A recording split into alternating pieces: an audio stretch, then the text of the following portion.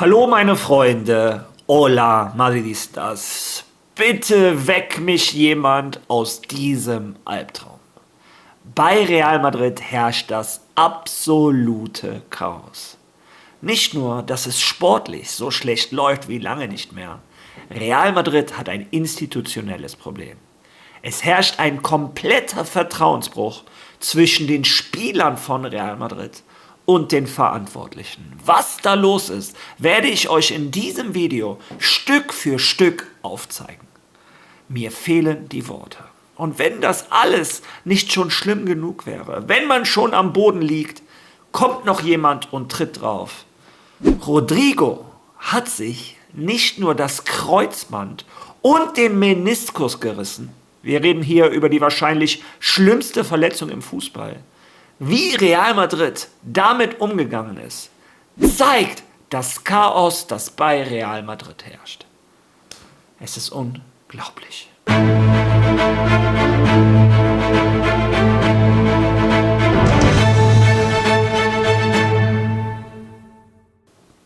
Ja, lasst mich dieses Video mit zumindest einer positiven Nachricht starten. Herzlichen Glückwunsch an Atletico Madrid für die Qualifikation zum Finale im Pokal. Sie haben zwar 3:0 in Barcelona verloren, hatten das Hinspiel aber 4:0 gewonnen und stehen damit im Finale. Und falls jetzt jemand hier erwartet, dass ich mich lustig mache über den FC Barcelona, das ist heute definitiv das falsche Video. Ich wünschte mir, wir hätten Spieler mit dieser Gier, mit diesem Willen, mit dieser Intensität der Spieler vom FC Barcelona, die haben alles gegeben, was die in sich hatten.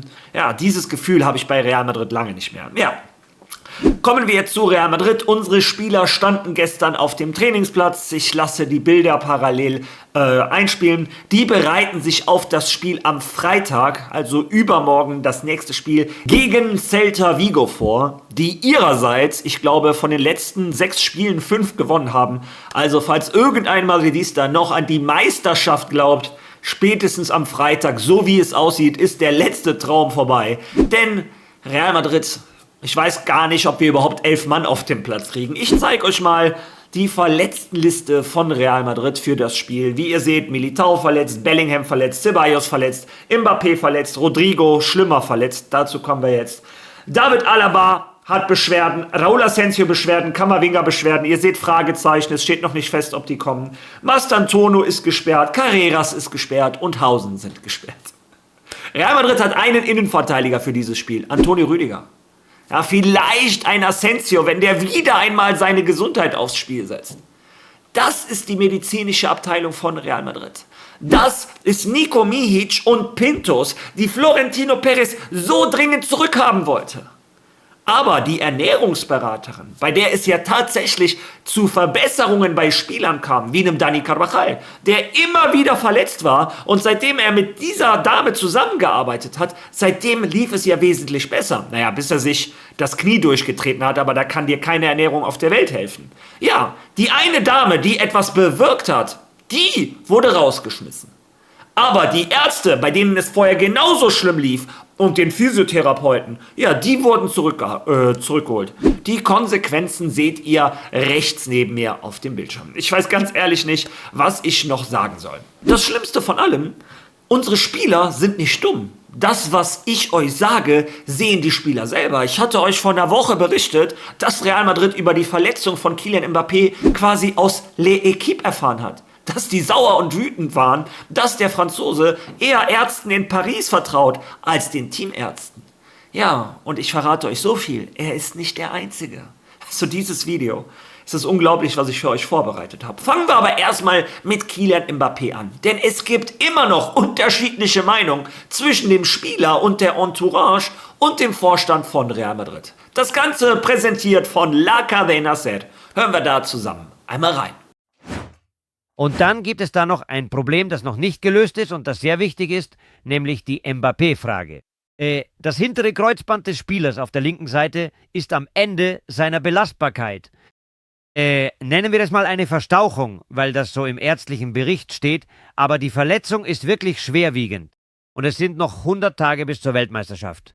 Und Mbappé hat keinen übrig. Keiner. Alle 100 Tage sind für ihn geeignet, um sich zu erholen und an der Weltmeisterschaft teilzunehmen. Und deshalb hat Real Madrid, die glauben, dass Mbappé eine Chance hat, für das Rückspiel fit zu sein, den von ihnen festgelegten Zeitplan festgelegt. Manchester City.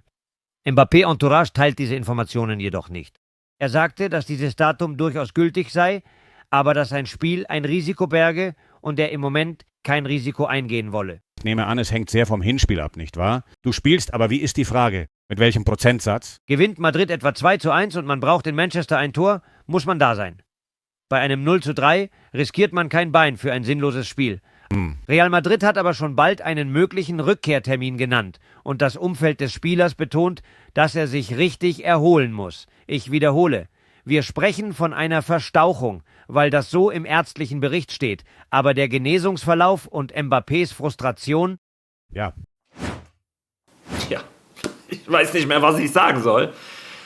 Die Entourage vom Spieler sagt Piano.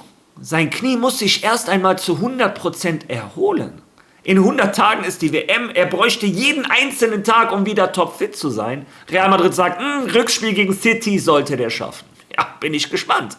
Ob ein Kylian Mbappé sich für das Rückspiel gegen City anmeldet, dann wieder mit 50% spielt. Warum sollte der das machen? Also zunächst einmal, Real Madrid zahlt sein Gehalt. Natürlich sollte sein Hauptaugenmerk bei Real Madrid sein und nicht bei der französischen Nationalmannschaft. Versteht mich nicht falsch. Aber warum sollte ein Kylian Mbappé mit 50% spielen? Damit er am Ende wieder gehatet wird von der ganzen Madrid-Fanblase? Damit wir alle wieder sagen, es liegt an Kylian Mbappé, Madrid spielt ohne ihn besser? Also ich habe es nicht gesagt, aber viele andere haben das gesagt.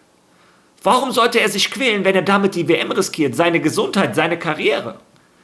Ja, der Vorstand versucht Optimismus zu verkaufen. Der Vorstand versucht uns zu belügen mit beruhigenden Informationen. Der schafft das gegen City.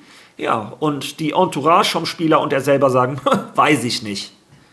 Ja, ich habe euch aber gerade gesagt, es ist nicht nur Kylian Mbappé, es wäre ja schlimm genug. Kylian Mbappé ist wahrscheinlich der beste Spieler im Kader, das Aushängeschild von Real Madrid. Ja, was ist, wenn ich euch erzähle, dass auch der zweite große Star von Real Madrid, Jude Bellingham, nicht den eigenen Teamärzten vertraut? Ja, hört euch mal die Information von El Chiringuito an. Bellingham ist in eine Klinik nach London gereist, um seine Muskelverletzung behandeln zu lassen. Er wird also einige Tage, ich weiß nicht genau wie viele, aber er wird einige Tage in London in einer Klinik zur Behandlung sein. Nun, er schenkt dieser Klinik sein volles Vertrauen.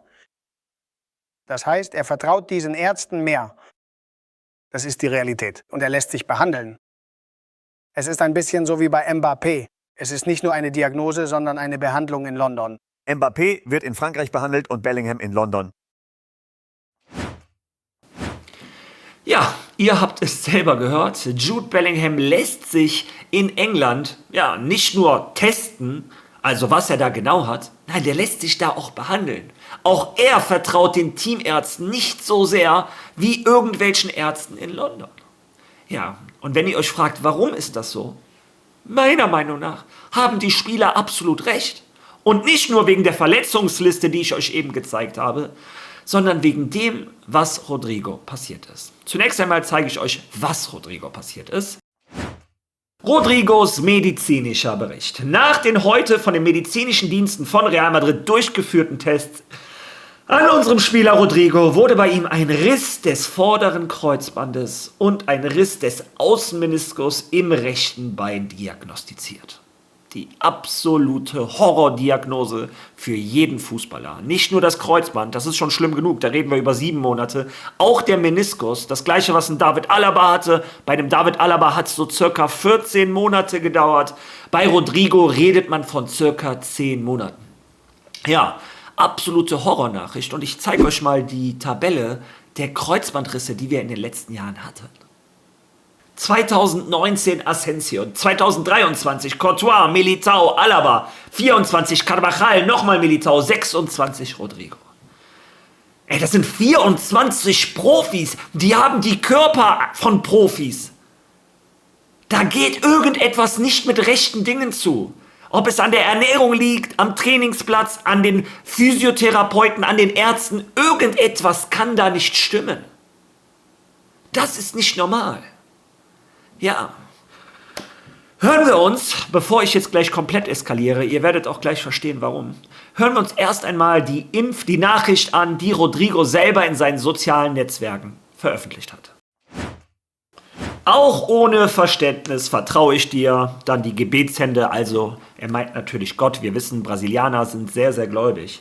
Einer der schlimmsten Tage meines Lebens. Ich weiß nicht, ob ich das verdient habe. Aber worüber kann ich mich beschweren nach all den wundervollen Erlebnissen? Ich falle für den Rest der Saison und die Weltmeisterschaft aus. Ein Traum, der mir, wie jeder weiß, so viel bedeutet. Ich kann nur stark bleiben. Vielen Dank für eure Gebete und eure Anteilnahme. Ich verspreche, nicht aufzugeben. Ich habe im Fußball noch viel zu erleben.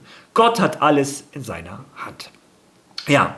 Und zunächst einmal müssen wir hier das Menschliche vom Sportlichen trennen. Sportlich bin ich der Meinung, Rodrigo hilft sportlich Real Madrid nicht mehr weiter. Er wäre ein klarer Verkaufskandidat und auch das tut für die Finanzen von Real Madrid unglaublich weh, denn für diesen Spieler kriegst du niemals das Geld, was du im Sommer noch bekommen hättest oder im Jahr davor, wo ich schon gesagt habe, dass wir den hätten verkaufen müssen. Aber menschlich, mir tut der Mensch Rodrigo leid. Rodrigo hat sehr viel für Real Madrid gegeben. Champions League Halbfinale gegen Manchester City, hat immer alles gegeben. Er kann ja auch nicht dafür, dass er seine gesamte Karriere bei Real Madrid auf der falschen Position spielen musste. Ja, wie dem auch sei, menschlich tut es mir für den Jungen leid. Der verpasst die WM. Sowas ist nur einmal. Vielleicht hast du 3 WMs, wenn es gut kommt in deiner Karriere. Wenn du eine wegen so einer Verletzung verpassen musst, ja, tut mir sehr, sehr leid. Ja. Und gerade eben habe ich gesagt, jetzt kommt der Fall, wo ich eskaliere. Zu diesen Worten hat Rodrigo dieses Video veröffentlicht. Er zeigt also genau die Szene an, als er sich verletzt hat. Und viele von euch erinnern sich an diese Szene. Das war in der 66. Minute. Rodrigo hat sich außerhalb vom Feld behandeln lassen. Die Teamärzte gehen also dahin, tasten sein Knie ab. Und du willst mir erzählen, die Teamärzte von Real Madrid erkennen die schlimmste Verletzung im Fußball nicht? Wir reden hier über einen Kreuzbandriss und einen Meniskusriss. Die haben den wieder auf den Platz geschickt. Der hat 30 Minuten mit einem Knie gespielt. Erklär mir jetzt bitte, wie die Kabine diesen Teamärzten noch vertrauen soll. Wie soll die Kabine dem Vorstand vertrauen, die sich persönlich dafür eingesetzt haben, dass Mihic wieder zurück muss? Ja, sorry, ich bin normalerweise immer auf der Seite des Vereins, aber das kann nicht mal ich verteidigen. Also, wie gesagt, kompletter Vertrauensbruch zwischen den Spielern und dem Vorstand und dem Ärzteteam. Ja, und wenn das alles nicht schon schlimm genug wäre, haben sie auch das Vertrauen an den Trainer verloren. Hören wir uns das auch zusammen einmal an. Unter der Annahme, dass wir in diesen Chroniken immer sagen, Madrid sei am Tag danach kaum selbstzerstörerisch. Man ruft an, man fragt und man findet ihn nicht. Einen Club, der völlig heruntergekommen ist. Aber dies ist das erste Mal, dass ich so große Zweifel sehe. Große Zweifel an der Gegenwart und der Zukunft. Das Projekt? Ich kann mich nicht erinnern, in den letzten 15 Jahren in Madrid so viele Zweifel gehabt zu haben. Der Club im Moment, viele werden sagen, das hätten sie sich auch bei Xabi Alonso überlegen können. Glauben Sie, dass die Spieler einen Schritt nach vorne machen, besser spielen und Verantwortungen übernehmen sollten, die sie bisher nicht übernommen haben? Der Verein sieht, wie auch wir in der Presse und die Fans sehen, dass es keine Führungspersönlichkeiten gibt, die diese Mannschaft aufrichten. Und ich sage nicht einmal, dass jemand laut werden muss, das wirkt ja fast schon altmodisch, sondern dass sie es dem Team ermöglichen, zusammenzuhalten und sich fußballerisch zu verbessern. Denn das fußballerische Problem ist offensichtlich. Nun, Quellen innerhalb des Vereins sagen, dass Arbeloa die Chance seines Lebens optimal nutzt und mit dem Selbstvertrauen arbeitet, dass sich das auszahlen wird, aber er hat das Problem, dass die Spieler nicht an ihn glauben. Es gibt kein Vertrauen in Arbeloa als Trainer und das lässt sich kurzfristig nicht beheben. Dasselbe geschah einer anderen Generation mit Benitez, dasselbe geschah einer anderen Generation mit Lopetegui. Sie riechen dich und kurz darauf, Ja. sie stellen sie vor die Wahl zwischen Ja oder Nein. Und Arbeloa ist ein Trainer in Ausbildung. Und dieses Etikett, Alonso Zoff geklärt, sonst wenig Neues. ja, gute Atmosphäre, gute Stimmung. Arbeloa unterhält sich mehr mit ihnen als Xabi Alonso. Und er ist direkter, was sie schätzen. Aber das taugt nur für ein gemeinsames Abendessen. Ja. Es eignet sich zwar gut zum Essen, aber nicht, um auf dem Spielfeld bessere Leistungen zu erbringen. Sie lassen sich weder von den Aufstellungen noch von den Änderungen oder den Taktiken überraschen. Und das führt dazu, dass Spieler eines gewissen Niveaus abschalten. Ja, und so sehr ich die Spieler bis jetzt in diesem Video in Schutz genommen habe, umso mehr bin ich hier auf der Seite von Álvaro Arbeloa. Ich sage nicht, dass Álvaro Arbeloa der beste Trainer aller Zeiten ist. Im Gegenteil. Wahrscheinlich fehlt ihm noch eine Menge Erfahrung. Der hat bis jetzt nur bei Real Madrid Castilla trainiert. Aber diese Spieler haben Carlo Ancelotti vertrieben, im Stich gelassen. Diese Spieler, denen Faulheit vorgeworfen wurde, denen vorgeworfen wurde, dass sie in einer Wohlfühloase unter Carlo Ancelotti gelebt haben, etc., wurde der vielversprechendste Trainer der nächsten 10 Jahre als ihr Trainer gegeben. Und als ein Trainer kam und denen erklärt hat, Leute, 2026 läuft der Fußball anders. Hier muss jeder angreifen, jeder verteidigen. Hier musst du bei jedem Training Vollgas geben. Hier musst du deine Fehler analysieren. Du musst dir anschauen, was ich von dir möchte, wo deine Laufwege sind, welche Zonen du verteidigen musst, welche Zonen du angreifen musst, welche Position du in der Situation besetzen musst, etc. Das war denen zu viel. Die Diven hatten da keine Lust drauf. Und der Vorstand, als er die Möglichkeit hatte, denen zu sagen, ihr habt Carlo Ancelotti im Stich gelassen, jetzt arbeitet ihr gefälligst mit Xabi Alonso, der hat das Sagen, der ist der Trainer, wem es nicht passt, sucht ihr einen anderen Verein. Nein, der Vorstand hat den Spielern den Rücken gestärkt, hat Xabi Alonso gekickt. Dann haben die jetzt einen Trainer geholt, der denen nach dem Mund redet, der viel lieber mit denen ist, etc. Alles doch super. Ja, und auch der ist schuld. Nee, klar, immer sind alle anderen schuld. Carlo Ancelotti war schuld, Xabi Alonso war schuld, Arbeloa ist schuld, die Teamärzte, alle sind schuld, außer die Spieler. Die gewinnen jedes Jahr die Champions League, sehe ich. Die sind die besten Fußballer der Welt, sehe ich. Seit 1,5 Jahren. Bei dem schlechtesten Fußball, den Real Madrid je gespielt hat, sehe ich. Oh, ja. Ich habe am Anfang des Videos gesagt, bitte weck mich einer auf aus diesem Albtraum. Das ist das schlimmste Szenario, was ich, seit ich Real Madrid-Fan bin, je gesehen habe. Sportlich ging es mit Sicherheit schon mal schlimmer. Aber ich sehe keine Lösung, außer wirklich eine Generalüberholung dieses Vereins. Und zwar auf allen Ebenen. Auf der Ebene des Vorstands, auf der Ebene des medizinischen Abteilung, dass die mal auf den neuesten Stand kommt mit einer vernünftigen Ernährungsberaterin, mit was auch immer, den neuesten Physios, den neuesten Techniken, aber vor allem auch mit einer Erneuerung des Kaders. Ich habe gestern schon gesagt, mindestens 10 Spieler. Ja, das zweite Video, was euch mit Sicherheit kein Lächeln ins Gesicht bringt, aber das ist die Aktualität bei Real Madrid. Ich bin gespannt, was ihr dazu zu sagen habt. Vielleicht liege ich ja falsch. Lasst eure Meinung bitte in den Kommentaren. Liked dieses Video, teilt dieses Video, hypen. Und ich weiß nicht, was mit YouTube passiert ist. Vielleicht bin ich ja spontan extrem schlecht geworden. Aber meine Followerzahlen haben auf einmal, ich habe, glaube ich, jeden Tag so 100 Follower bekommen. Und auf einmal seit 2 Tagen nicht einen neuen Follower. Ich weiß nicht, ob es an YouTube liegt oder ob ich schlecht geworden bin. Solltest du dieses Video konsumieren, sollte es dir gefallen, solltest du mich unterstützen wollen, drück bitte auf Follow. Könnte ich zurzeit gut gebrauchen. Alleine auch für die Moral. Ja, wir sehen uns morgen wieder.